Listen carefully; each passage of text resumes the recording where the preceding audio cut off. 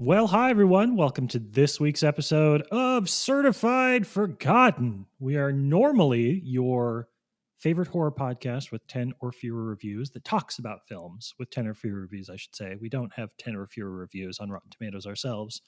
But every now and then, every other week, maybe once or twice a month, maybe, we like to release an Uncertified episode, which is just me and my business partner and good friend, Matt Donato, talking about a newish release, shooting the shit, in some cases talking about a big franchise that every single horror fan in the universe, except for me, seems to have a strong affinity for. So that's what we're going to do today. We're going to talk about Final Destination Bloodlines. How does that sound to you, Matthew? It sounds like I don't have a choice because that's what we decided on and that's what's in the episode's title. So, yay. We are bound by fate. All right. Well, sometimes I write a synopsis, a brief synopsis for those of you who have not seen the film and are interested in learning a little bit more. This one's pretty simple, I think. Directed by Zach Lipovsky, Adam Stein, Gary Busek, and Laurie Evans-Taylor did the screenplay. It's a Final Destination movie. Guy Busek. Sorry, what did I say? Gary Busek? Yeah. Yeah. Sorry, Guy Busek. We'll leave it in the episode. It's a good bit. Final Destination Bloodlines, group of characters avoid a disaster. One of them discovers that death is slowly coming to pick them off. And guess what? That's exactly what the fuck death does. Matthew, are you a fan of the Final Destination franchise? I am. I'm a fan of the Final Destination franchise in that I think it's a very steady franchise, if that makes sense. I don't think there's many terrible entries, sans the one we all agree is the worst by far. But the rest are all, like it's not Child's Play to me where the highs are high and the lows are low. Final Destination just has that there's a steady line the entire time and like, cool, I'm having fun. I'm getting my kills. Yeah. I'm getting the repetition down, the Rube Goldberg of it all. It's a good formula that works for me. I think if I was to rank them at this moment without putting Bloodlines in, it would be something like 2, 3, 1, 4, 5, or sorry, 5, 4, 4. Yeah. We all know that 4 is the no bueno one. That's a good Feist song. That's my favorite Feist song. God, is 2, 3, 5, 4, 1 or whatever it is. So much. Continue, but please. To say, no, I'm a fan of this franchise. It's not in my even top 3, I would say, of franchises, but it's probably like 4 or 5 because who doesn't love that Saw effect where every time you pop on a Final Destination movie, you know what to expect, and they're good at giving you the expectations. You're gonna get your kills that go over the top. Sometimes they're not as good. Sometimes they're very good, but it's still familiarity and comfort. So I think Final Destination is my comfort franchise. It's not my favorite. It's not what I go to immediately, but when I want it, I know it, and I know it's there, and it's dependable. So I've seen the first one. I've now seen Bloodlines. I don't believe I've seen any of the others, though the clips have certainly kind of absorbed them through time. I am always a fan. I find myself a lot when I'm talking about multiple entries in something or franchises and whatnot. I find myself using baseball scouting terminology, which is the floors and ceilings, right? When you talk about a baseball prospect, you talk about a player's floor. A high floor is he's got a very good chance at being at least good. A low floor means he's got a bigger chance at being not good. Ceilings are how good they can be if everything works out. A high ceiling means they've got potential to be great. A low ceiling means that they're never going to be more than sort of okay. So what I sort of hear you saying when you're talking about the Final Destination franchise is that it's sort of a high floor, low ceiling franchise in that it's always going to be at least okay, but it doesn't often have that brush with greatness that you look for in weird franchise stuff. Yeah, unless, again, you are the NASCAR one. Unless you are the racetrack one, you are the worst of the worst. Congratulations. But yes, the rest of them, they're all hovering right around where I want them to be. Gotcha. It's not Bride of Chucky. There's no 5 out of 5 for me in this franchise, but there's a lot of really good stuff. And you know what? Again, sometimes you just need the good stuff. You don't need perfection every time. Right. So it should come as no surprise to you that the problem that I have with the Final Destination franchise, which is not an indictment of the franchise as a whole, is the fact that the punishment doesn't necessarily fit the crimes when it comes to horror characters and the way that they die. I'm a big fan. We've talked about this on the show before. I'm a big fan of your deaths being sort of commiserate to whatever pain or anguish or bad decision making your characters have added to the film. So if a character does something stupid and they die badly, fair game, totally fine. Kill that character as much as you want, as badly as you want. If a character does something smart and dies badly, kind of rubs me the wrong way. Again, this is just me. I know a lot of horror fans wouldn't agree with this. And the Final Destination franchise is, in my review of Bloodlines, which I only reference because I've seen two of them and reviewed one of them. So kind of the concentration of my thought process here. I compare it to watching a nature documentary and rooting for the predator. So the Final Destination movies are like you're watching that like bunny documentary, and the bunny gets like picked off inches away from getting back to its burrow. But you're rooting for the fox or the wolf or whatever kind of gets it. And that I root for the critters. I root for the bunnies. Like I watch nature documentaries and I want the little guys to survive. And even though it's objectively cool to see, a wolf or something like a bird, like a predator hunt, I don't like watching these movies. They're not fun for me. It just sort of feels not mean in the way that French Extremity can be mean, just sort of mean spirited a little bit to me. But I think because it's death, and I'm trying to rationalize it in my head, because I'm not arguing with that. 1000%, this is just watching people die horribly from fates they cannot escape. But I think it's that idea of fate that makes the movie somewhat interesting. You're not watching people who, I mean, they are innocent technically, but they should be dead already. These are people who tried to escape their fate, and death isn't happy. Right. I think that makes it more of a slasher movie in my mind, where death is the villain. And again, I understand that like that is the same thing of what you're saying. That still doesn't negate the reasons that you don't appreciate it. But in the same regard, there's something interesting about people trying to beat the concept of death, something that none of us can beat and will take every one of us in some way. Like how much our lives mean and what we're willing to do to cheat the Grim Reaper somehow. That's where I'm engaged with it. And I think that's where Bloodlines actually does the best job of giving us characters that aren't just fodder. They're not just high schoolers that go to the same high school. They're not just people who are randomly here or there and just happen to survive something crazy because of a premonition someone has. Like, this is a family. These are people that really care about each other and want each other to live. Right. So the stakes are higher. To what you're saying, it's not just the movie where you're watching people just die and they don't really matter. I think there's more that matters here than your average Final Destination movie. And I think that's what they needed to do with Bloodlines. They need to shake something up. And I do think the Bloodline aspect is one of the more successful narratives that is in any Final Destination movie. Yeah, I gave this a high review. I reviewed this for the Austin Chronicle. My editors have always told me when writing for the Chronicle, we're tough graders. So if you give it a 4, we're probably going to bump it down to like a 3.5.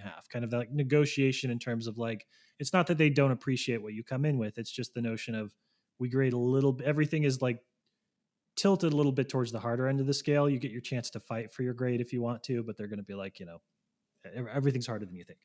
And I like that. And it keeps me honest in a way that I really appreciate. But I pushed this one through at a 3.5 out of 5. And I stand by that. And if you ask me if I enjoyed watching it, I enjoyed like 5 minutes of this movie. I was twisting and uncomfortable and just feel bad for most of it.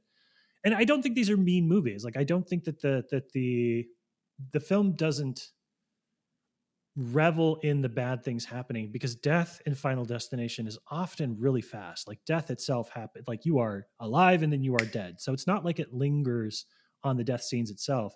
It's just sort of the gleeful buildup to it that's just not for me. And a lot of folks do love it, and I love that because the Rube Goldbergness is a perfect parallel. But I got to admit that, like, the thing that I think I tweeted this when I walked out of it. It's the Wolverine quote. It's the best at what it does, but what it does isn't very nice. And that is absolutely Bloodlines. And I think that it again, comparing it only to one, I think Bloodlines has some really fucking creative sequences, and it opens with just like an absolute banger. of a set piece, that first 15 minutes that takes place in not Seattle on not the Space Needle. Uh, it's one of those things where, you know, if you want me to step out of myself and talk about the movie, I think that people are going to fucking love this movie if they haven't seen it already. If you're a horror fan, I think you are going to have a blast with this. And I hope I never have to watch it again. Well, it's also really interesting for you to come out, and I think my appreciation of Bloodlines is that it does feel fresh and reinvigorated as a Final Destination movie 14 years later. I mean, it's been a little while since we've had one. Yeah. So the idea is, all right, well, what are you going to do differently? Like, why are we reviving Final Destination? What are you going to make that comeback mean? So I think a lot of my praise of Bloodlines, it is coming from a sense of, well, I've seen all the other ones and I know what to expect, but you have done something in a way that is a tad unexpected. We have a Yeah. new twist on the Final Destination formula here. So it's really interesting that we landed on the same score. I'm also a 3.5. Like we're in the same page on that one, but you were coming at it from only having seen the first one and being like, oh, this is a nifty way to do like the second one I've ever seen. Where for me, it's more, oh, I've seen the Final Destination model over and over again.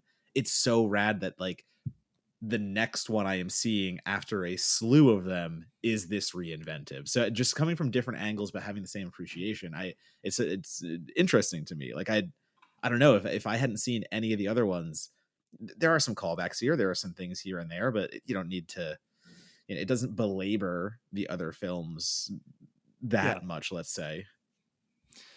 Yeah, it's accessible. And you know, 14 years means that a new entire generation of horror fans has stepped into, like, people that were infants when the last Final Destination movie came out are now 17 and can go see it in theaters, right? Like that's horrifying. That's the gap. And I think that judging on the scale of, you know, is this a successful film? Does it set up what it wants to do? I think there's just so much that this movie gets right.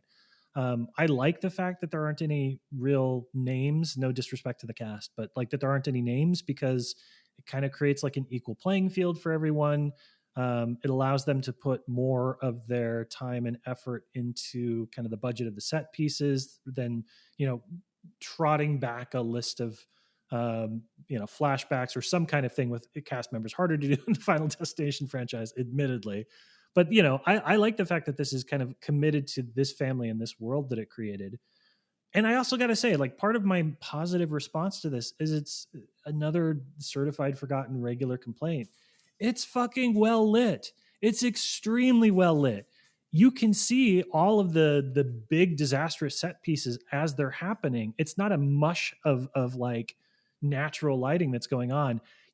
When you can see the time and attention and detail you've put into your kill sequences, when it's like brightly colored and there to be seen, yeah, that kind of makes a difference. Like it does for me. It feels fresh to kill somebody in in broad daylight, in a well lit version of broad daylight. I like that a lot. I mean, you should go back and rewatch some of the other ones, because this isn't the only one that does that. I will confirm they do get a little brighter past the first one in that real 2000s era muck. But I mean, I do want to go back to the premonition very quickly, because Final Destination movies are built on their premonitions. That is, like you said, that is the big first set piece. That's what kicks everything off. And boy, the Skyview restaurant, like you said, not the Seattle restaurant that definitely is the Space Needle, but definitely isn't. Is it my favorite in the entire franchise? Possibly. It's hard to go back and think of the other ones, because, you know, an airplane explodes. There is some intricacy to that, but the horror there is it's an airplane exploding. I mean, it's very easy. The bridge obviously is very intricate, so that's up there for one of my favorites. The roller coaster is just fun. I don't think it's too intricate. Again, it's a roller coaster that's just people dying on it, but I don't know. I got a soft spot for it. The log truck, we have to. Of course. I've already said the racetrack, which doesn't really hit with me. And I name all those out loud because I'm really trying to say, like, are any of those better than what we just got in Bloodlines? And there is so much to Bloodlines. It's you're watching young Iris run around, and it's not just that it's crumbling. It's the glass dance floor breaking is just the very first thing. Like that. I don't really like heights in that area where I can kind of see how high I am and where I'm standing. So, like, number one, they hit my first paranoia of just doing that. The glass dance floor, that is exactly what I'd be afraid of if I was ever in that situation. Yes, But then they sir. keep going, like the elevator basically cutting a guy in half. The chef that gets lit on fire and all of a sudden there's an explosion. The continued crumbling, just one by one things happen. The piano, my god, the piano gag is so fun. It's out of a cartoon. Yeah. So the defingering, I don't like, it's not a whole glove, so I can't say the Yeah, degloving, defingering. but defingering. You know, this is one of those movies where like when she gets proposed to, you're just like, fuck, that ring is coming off one way or the other, right? It's, and listen, it held on for so long. But anyway, not to really just say everything that's in the premonition, but it's so big, spectacular. I think Stein and Lipovsky get exactly right what people come to a Final Destination movie for. And there's a cheeky humor to it all, you know, like Mm-hmm. they know every needle drop to play. Every needle drop about that could be tweaked into something about death is in here. And it's with a wink and a laugh. So I they nail it out of the gate with the premonition. It's so hard to kind of not ride high after that. And I think the movie does tank a little past. I think the premonition is the highest point of everything. There are fantastic kills, there are great performances and stuff like that throughout. But I also think, as much as I really like the Bloodlines aspect, some of the family values don't really work for me. Some of the conspiracy stuff is a little too far. You Yeah. basically have this grandmother character playing Laurie Strode from David Gordon Green's Halloween, that like basically beat for beat. She's a survivalist Which is now. kind of funny though. It is. No, The fact that that's it become is. such a trope now within just a few years that they can like like kind of, you know, mimic and make fun of their own progenitors, whatever the word is, when it comes to refreshing your franchise 2 decades later. I kind of like that. Good for them. But I mean, yeah, so the standouts for me are Richard Harmon as Eric. I think he is fantastic as the, I don't want to give too much away because this is a newer movie, but let's just say that you see Eric in the trailer and everyone thinks they give away too much about that character, and they do not. And it is Correct. so freaking good. That was smart. But again, I think there are some other roles that are laid a little flatter. They do feel like more caricatures in the Final Destination world. But yeah, no, I did. I liked this. This was good. And I want to know now for you, we kind of talked about this a little bit with the monkey and how I'm the death and slaughter guy, and you've Yeah. already expressed why this isn't your favorite franchise. But I mean, how did these deaths stack up? Like when you're watching Bloodlines, are you able to appreciate the intricacies of some of them or the simplicity of some of them? Like where do these deaths like rank for you, and how is that experience? Yeah, so the craftsmanship is top tier. So I can definitely, you know, whenever I'm watching anything when a character dies, I can fully appreciate the setup. And Final Destination as a series has so much fun with cause and effect that you can't help but appreciate like the plotting and the production design and how all those different things come together.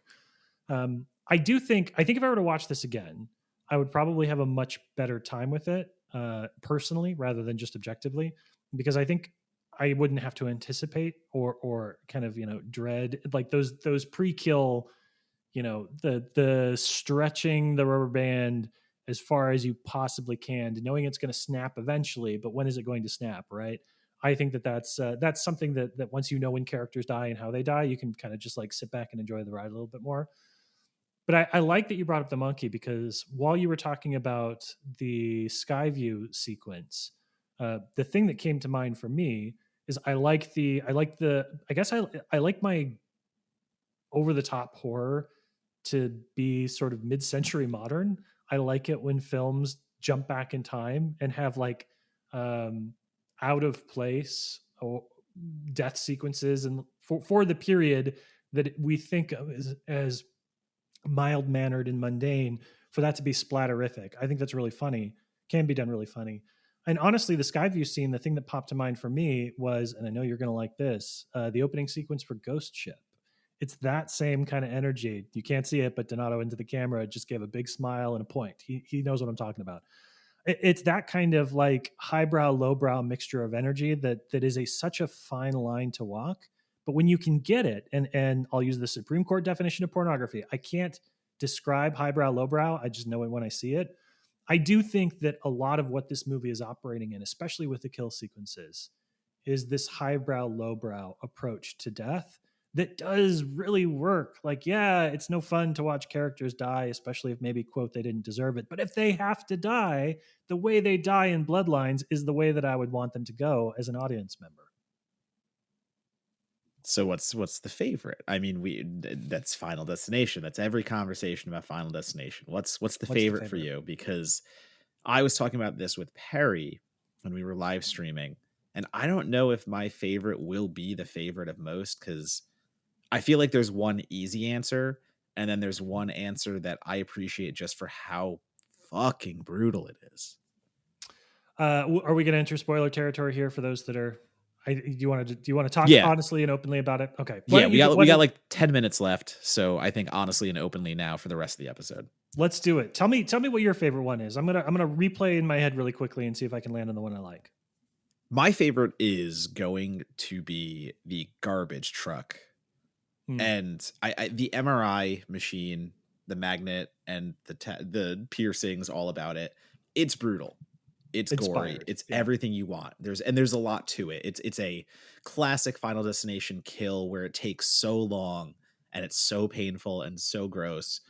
But for me, I think shouting out Anna Laura as Julia, and she is the victim for the garbage truck. She doesn't have too much to do in the film. That's really all that exceptional. She's just playing the cousin character to main character Stephanie Reyes, played by Caitlin Santajuana, and it's a mix of humor because Stephanie is trying so hard to save her family to the point where she's running behind Eric at first, trying to save him so he doesn't die and saying like, pay attention. What are you doing? Oh no, death is real. Like it's all coming for us. And he's just being a schmuck. He's like literally teasing death. Like, go ahead. I dare you. And he goes by the garbage truck and you're just waiting for him to die. You're waiting for him to die over and over again. And then out comes Anna Laura's character, Julia, just to go for a run. And the insane scenario that Stephanie comes up with just on the spot to be like, Eric, like this could happen to you. Like the leaf blower could blow that branch over and it could hit the kid with the ba. It all happens to Julia. And we see it kind of happen like in the background. So that's the funny haha. I like that. You have subverted, you have done something funny with death's design where the person we actually thought it was going to happen to, it doesn't, but it happens beat for beat to somebody else. And that puts her in the garbage truck. And then she's in the garbage truck. And it's kind of funny the way she's trying to struggle to get out but can't. I don't know if it's 100% like if you would really be stuck like that. It's got good Star Wars trash compactor. Yeah, 100%. But man, those walls start closing in, and when you know what's going to happen and her head is just going to pop on camera in front of you, you know, you're waiting. You're going, what's the effect going to look like? Is it really going to pull it off right? How are we going to do this? It pulls it off. It pulls it off really goddamn well. And watching her just the life just flood out of her eyes and her head just explode open on camera as everyone, you know, her family is watching in horror. I think that's my favorite. And you left off my favorite part about that death sequence, which is the smash cut to the second funeral in like a week that this family has gone to, which is such a good bit. Like to immediately be like, well, they're all at a funeral again. Yeah, I like that one a lot for all the reasons you described. I think, you know, the two that stand out to me in this film are both sort of evocative of other death sequences from other movies that I really like, which is probably the reason why I enjoy them. So the first one I would say is there's the death scene for Darlene, Stephanie and Charlie's mother, played by Raya Kielstead, sorry, which to me is such a Deep Blue Sea death. Like the Deep Blue Sea death is the Mount Everest, Mount Rushmore of deaths, where this character gives this monologue about being able to survive, and you're geared up for like a final showdown, and then like instantly dead. And that's absolutely what happens to that character in this movie too. You know, has a line about like, I'm going to hold him off as long as I can, and then squish, is dead in the same shot, in the same sequence. So I like that one a lot. And I think that the other one that I enjoyed as well was Gabrielle Rose, who plays Stephanie's grandmother, has a very good death sequence, which is very, very splatterific, kind of, again, Rube Goldberg, thing shoots out, blows out her head. But I do like this setup to that. The fact that that one reminds me of Joseph Fiennes' death in Enemy at the Gates, where he takes off his helmet and says, "Let me show you where the major is," and sticks it around the corner, gets the back of his head blown out, and that's how you have the Ed Harris final like gunfight battle in at the end of that film. So both of those deaths are in service of other characters within the movie in a way that others aren't, and that's something that I do like. Like, that's probably the thing that puts them over the top for me a little bit, is I like the way that they're playing with that character's relationship to others and what it means, and they both, make me think of other movie deaths that I'm very, very fond of. Just technically speaking, everything that happens in the Skyview is the best death stuff, but those two are the ones that stand out for me. Yeah, it's always funny when talking about Final Destination. When I talk about the deaths, like when I say what's my favorite death, it's never the premonition. Like the premonition is its Yeah. own thing, and the deaths are the others. But yeah, I'm surprised honestly that you picked both of those because, well, actually, I'm not surprised because that's exactly what you go off of. You go off of the buildup, you go off of what it means to the larger thing. Where I am just looking at the practical, going, "Holy fuck, how did they pull that off?" And the how did they pull that off of the garbage truck is actually really intense. They had to like make these rigs that would push against the actress but like not obviously cause real damage and pressure. No So thanks. Already yeah, don't like it. it's all happening. Like they did a Q&A. I saw the Fangoria screening and they were talking about it after that they had to have these retractable sides that would be able to like physically touch her so that they can go in and digitally do stuff later. But yeah, no, it's I couldn't do that shit either. That's like when I'm watching underwater scenes when people are trying to like swim to the surface or something, or they're trapped in water. I get that. The paranoia hits me real hard because like I couldn't imagine doing that even like in Yeah. a closed set where I know that there are divers right to the side and oxygen tanks and all this safety stuff. I think I'd still panic and freak out. Yeah, you are not Tom Cruise, my friend, as much as you may wish to be. Though you do run probably about as much as he does. I think at the end, the comparison that I would give to Bloodlines, or the way that it makes me feel, is I do not like haunted houses. That is a line in the sand that I don't like. I don't like, and it's the same emotion, right? Like a haunted house is all about like waiting for the moment where somebody like jumps out and fucks with you, which is not fun. The Final Destination movies are about the moment where like the people die, which is, it's just a lot of like anticipation. And I know I've said before that my favorite type of horror is where you spend the entire movie anticipating something, the bad thing, and then the bad thing happens right at the end. That's the difference between anxiety and jump scares. I like anxiety. I don't like waiting for jump scares. So I think that these movies to me are sort of haunted house movies. And so many people fucking love haunted house movies, and haunted houses are so good when they're done well. And I think that just means that if people are like, "Hey, do you want to go walk through the Final Destination franchise with me?" I'll be like, "Nope, I'm good. I'm gonna metaphorically hand out candy at home instead, whatever that might look like." Now I want. Oh man, I really hope Halloween Horror Nights has something Bloodlines. That'd be so They much fun. You're gotta, right. right? They gotta have it. They got, like, if they recreate the sky view, that would be killer. You're putting things in my head that aren't going to come true, and now I'm going to be I sad. know. I know. I'm sorry. All right. Well, there you have it. We both really like the film. You just need to get a bit into the weeds as to how you describe the word "like" for me, but yeah, good to have Final Destination back. This is the first horror franchise of the 21st century, and I think that's cool. And I think that it's fun that it's still going. And it's really like, this is, I think, a horror franchise that belongs to millennials and millennials only, and that's sort of endearing to me too. It's not often we get to have our own thing. They took away everything else, but god damn it, we've got the Final Destination series. Yeah, we've got our Final Destination, we got our Paranormal Activity, and we got our Saw. I mean, I feel like those are the defining, Yeah. actually, millennial kind of ones. Yeah. What does that say about us? That those are the ones that we love. All about bad deaths. We're probably a little fucked in the head as a generation. Totally fine. Donato, I know you've been very, very busy doing a lot of different coverage and going a lot of different places. If folks want to connect with you online, learn a little bit more about what you're working on, where do they go? You can find me, as always, at Donatobomb, DonatoBomb, on Blue Sky, on Letterboxd, and on Instagram. Those are going to be my three major ones, and I will always be posting my reviews, things of upcoming nature. What do I got upcoming? I just saw the Jai Courtney Shark movie. Mm. I've got my, well, I mean, by the time this post, you can read my review of the new Fear Street. So horror never stops, baby. We just keep churning them out. Scary season 24/7. Let's go. As for myself, follow me on Blue Sky. It's Monagle at bluesky.social. But if you have not already, hey, if you've listened to this podcast and you've been like, is there other stuff in the Certified Forgotten universe? Great news for you. Go to certifiedforgotten.com, sign up for our newsletter at the bottom of the page. We're back in the flow. We just published a really cool piece on a Japanese horror film called Infection, which sounds goopy as fuck. And I think you're really going to like reading about it. And you can also, if you like what you see and you want to support us, you can also go ahead and sign up for one of our membership tiers. They start at just a couple of dollars a month. And we are part of what I think is a healthy and growing ecosystem of writer owned publications, ranging from Defector to Aftermath to 100 other small ones popping up. So if you want to see, if you believe, as we maybe believe, that the fate of media journalism is kind of in a tough spot, go support us, go subscribe to our site, help us continue to pay our writers and do more with them. That is how we're going to keep horror criticism alive and thriving for people that want to write about it as close to full time as they can manage.